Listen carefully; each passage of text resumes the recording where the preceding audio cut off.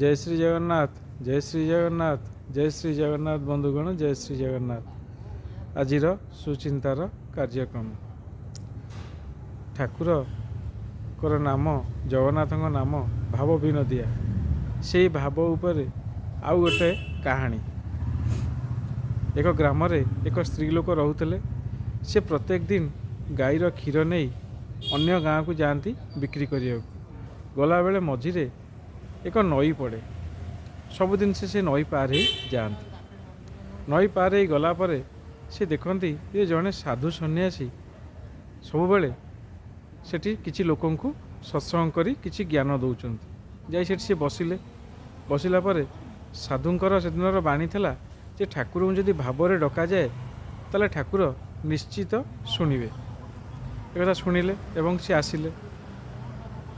एमती दिन पर दिन गड़ी चलू थाए। हठात एक दिन आसिला तांकर से क्षीर देकी से गाँव रू फेरिला बेलू अचानक तांकर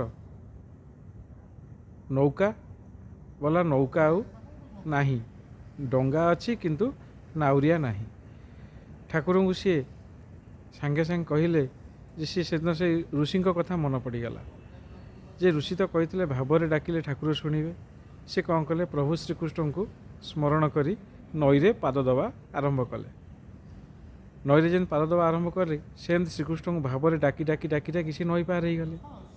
से कहला अरे वाह से ऋषि तो जहाँ कहते ता सत्य भाव ठाकुर आमर शुणिले एवं मु नई पार हो गली। सी आउ ता पर दिन आउ नाउरियार सहयोग न नहीं सबुदिन सेमती भाव डाकिकी पार हो गला।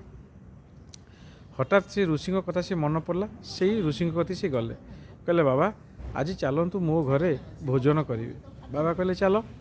आसला बेलू नाउरिया ना से ऋषि कहले बाबा आस ना नाउरिया पा ना मुझे केमती ना आस मो पछे पछे आस ना केमती ना आस सी से नई पार हो गले।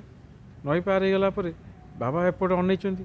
से कहले तमें ना आपण तो कहते भाव डाकिले ठाकुर शुणिबे मु नई पार हो गली।